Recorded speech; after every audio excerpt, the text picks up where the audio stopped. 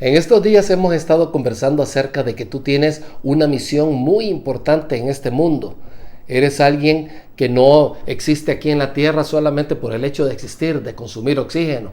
Tú tienes una gran misión y una misión que Dios había creado para ti antes de la fundación de este mundo. Ahora bien, ¿cómo podemos averiguarla? Sin lugar a dudas es a medida que vamos conociendo de Dios. Pero queremos comenzar con algo muy puntual para ti.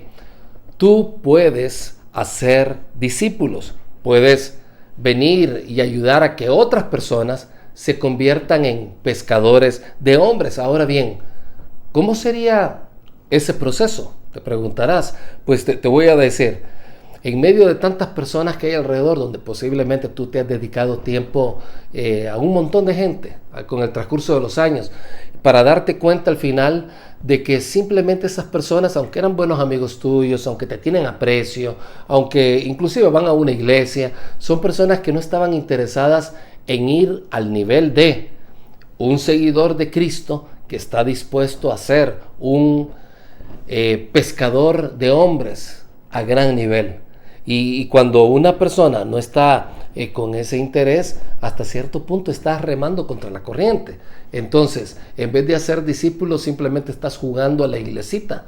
Y eso no es lo que tú y yo queremos. Entonces, ¿cuál es el proceso de hacer discípulos? En primer lugar, hay que orar por un discípulo, que Dios nos dé el discernimiento para saber a quién deberíamos de dedicarle tiempo. A mí me llama mucho la atención que el apóstol Pablo tenía sus criterios, así como nosotros en Gran Comisión tenemos nuestros criterios.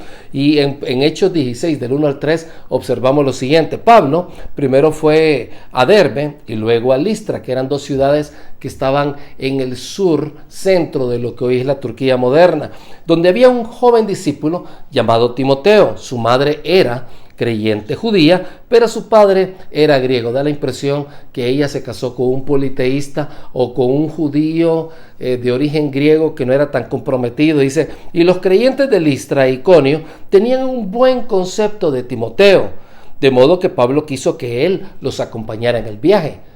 O sea, él lo encontró y lo define como un discípulo, por lo menos así Lucas lo define, con un joven discípulo. Y además era un joven discípulo que las personas alrededor tenían un buen concepto de él. Dice, por respeto a los judíos de la región, dispuso que Timoteo se circuncidara antes de salir, ya que todos sabían que su padre era griego. Interesante notar que cuando Pablo habló con Timoteo y le dijo, quiero que me acompañes, él dijo, sí, lo voy a hacer. ¿A quién te recuerda eso? Te recuerda a Pablo, te recuerda a Pedro, te recuerda a Andrés, te recuerda a tantas personas alrededor que estaban listos a salir cuando Jesucristo les dijo, quiero hacer de ustedes pescadores de hombres. Y aunque Timoteo era tímido, sin lugar a dudas, Pablo vio un gran potencial en él.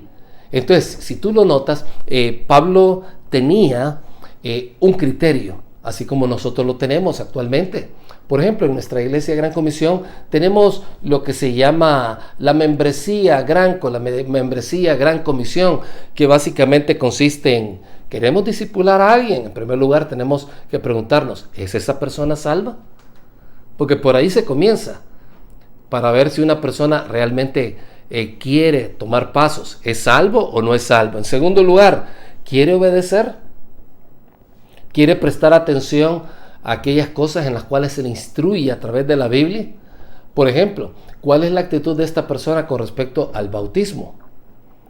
Entonces, como nosotros sabemos, bautizar no salva, pero bautizar te ayuda definitivamente a dar un paso de obediencia, donde le decimos a las personas, oigan todos, yo he aceptado a Cristo como mi Salvador, yo he aceptado a Cristo como aquel que perdonó mis pecados, y lo mismo que pasó en mi interior, lo estoy haciendo público aquí delante de cada uno de ustedes. Entonces, ¿es salvo?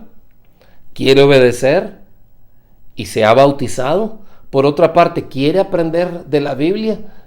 ¿Quiere conocer acerca de cómo orar, cómo estar seguro de su salvación, cómo entender la vida eterna, cómo conocer del Espíritu Santo, cómo llevarse con otros, cómo leer la Biblia? Si él quiere hacer todo eso, les animamos a que esa persona hay que ver su interés y por lo menos que caminen los primeros 9 estudios bíblicos que nosotros tenemos en nuestra iglesia. Tenemos varios, pero los 9 primeros estudios bíblicos en el área del discipulado, y queremos verlo, a ver qué tal se desarrolla. Por otra parte, ¿se reúne en la iglesia?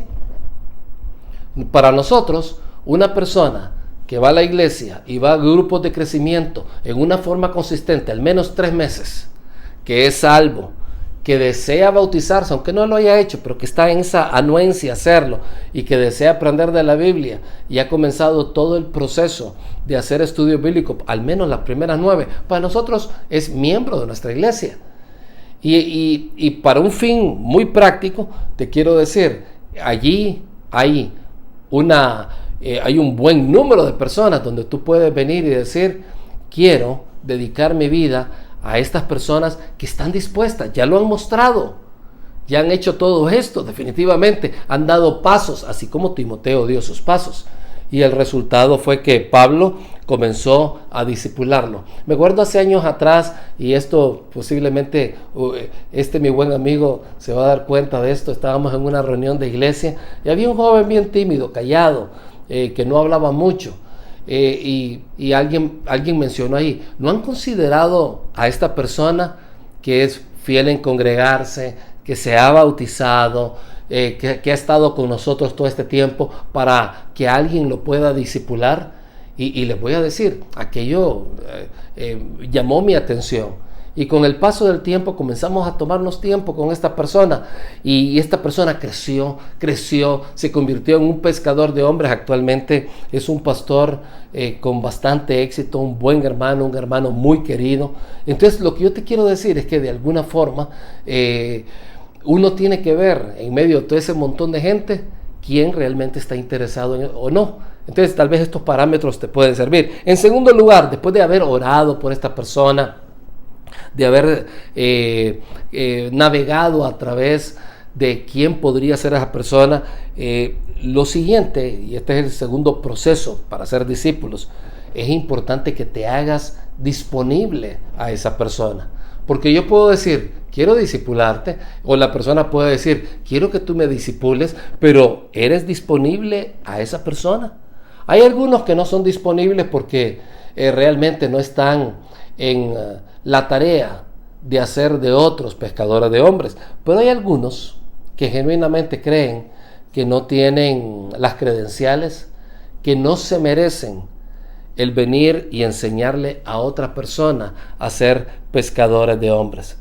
Pero te voy a decir algo, siempre hay personas que están apenas un paso atrás de ti y a la que tú puedes ayudar. Tal vez tú no eres la persona más madura del mundo, pero probablemente ya has avanzado mucho. Por ejemplo, probablemente hace años te tomaste el paso de bautizarte y tú has dicho, pues, yo veo que esta persona de alguna manera no tiene claro qué significa eso, y tú le puedes ayudar porque ya llevas 1, 2, 3 pasos adelante de esa persona. En otras palabras, tú puedes hacerte disponible a personas que están alrededor y les puedes ayudar. Así que no te menosprecies, habla con autoridad. A mí me gusta cómo Pablo le hablaba con autoridad a Timoteo. Fíjate cómo le decía, predica la palabra de Dios, mantente preparado, sea o no sea el tiempo oportuno, corrige, reprende y anima a tu gente con paciencia y buena enseñanza. Fíjate qué interesante.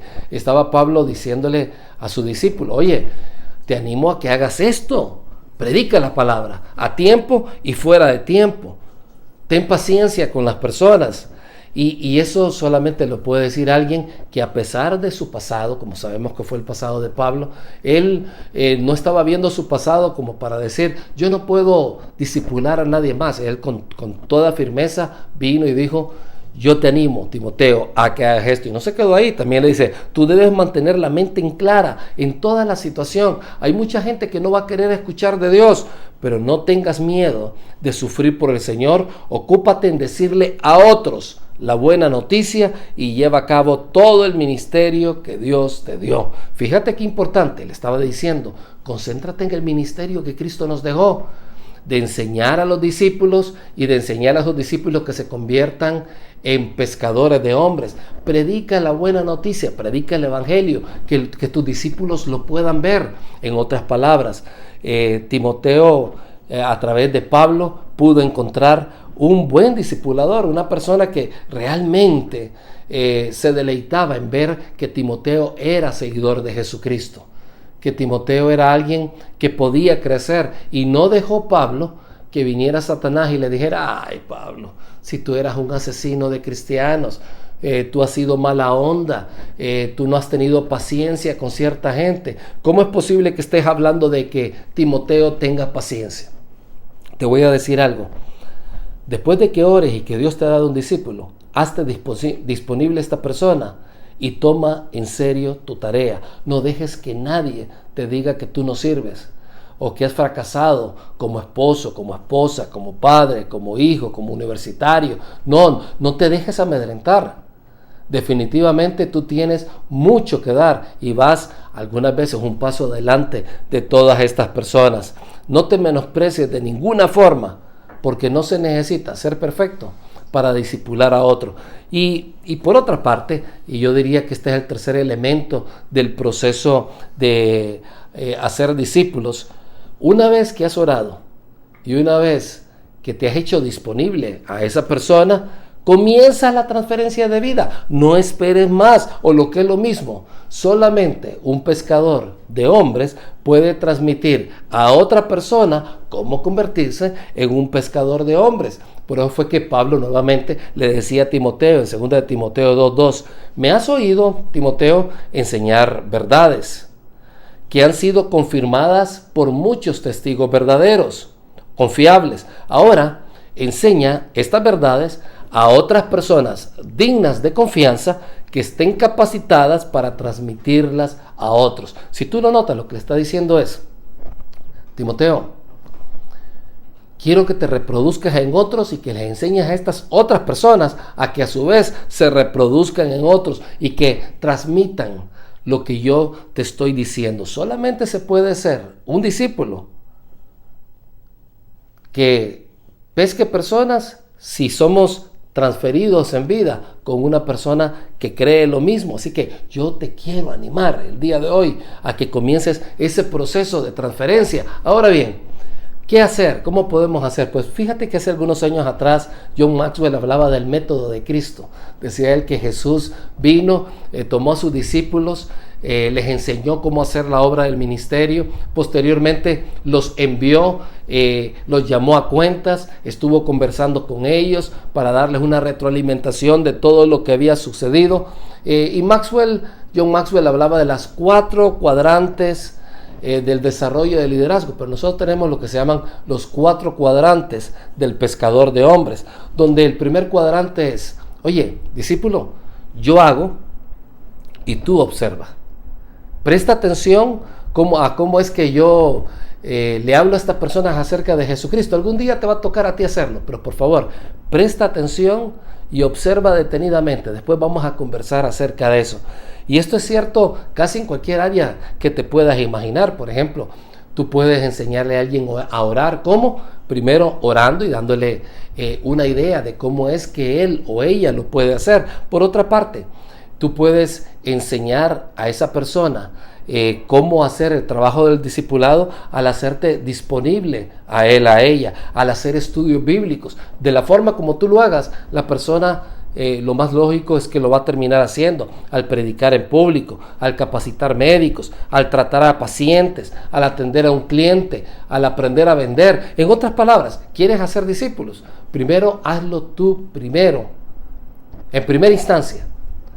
Ponlo en práctica y deja que él te pueda observar. Así que comienza el proceso de hacer discípulos.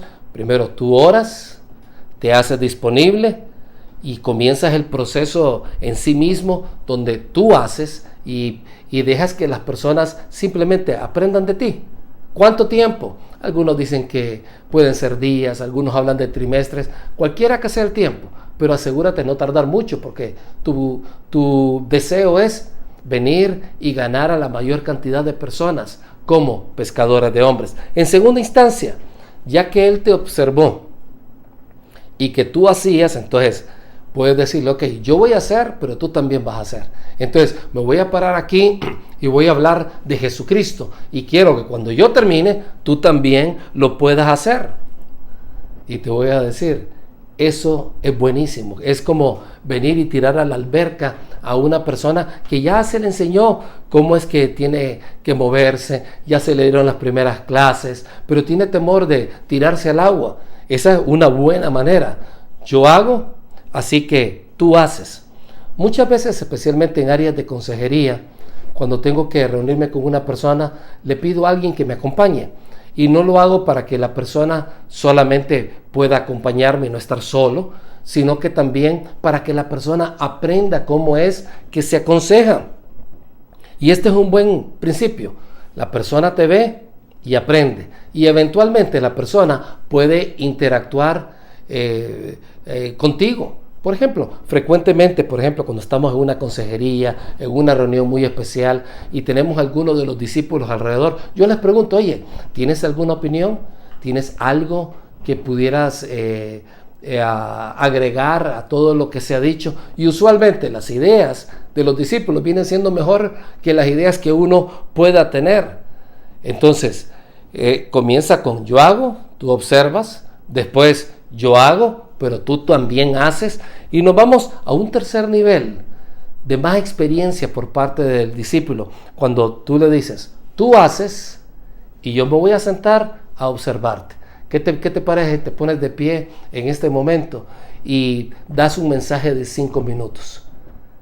Quiero ver cómo tú lo haces. Y posteriormente, como lo estás observando, le das una retroalimentación acerca de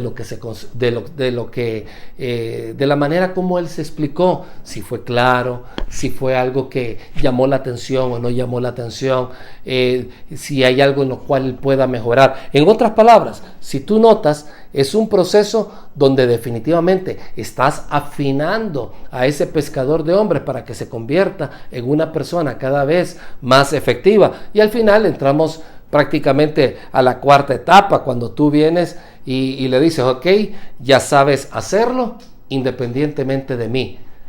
Muévete y reprodúcete, reprodúcete, así como yo lo hice contigo, en otra persona para que se convierta en pescadores de hombres. Y entonces, cuando llegue ese momento, ya vas a estar preparado para ayudar a otros para ser pescadores de hombres. Yo te quiero animar a que comiences a ser parte de la misión más importante del universo. Ayuda a que otras personas se conviertan en pescadores de hombres, pero no se te olvide, primero tú tienes que ser ese pescador de hombres. Que Dios te bendiga. Hasta luego.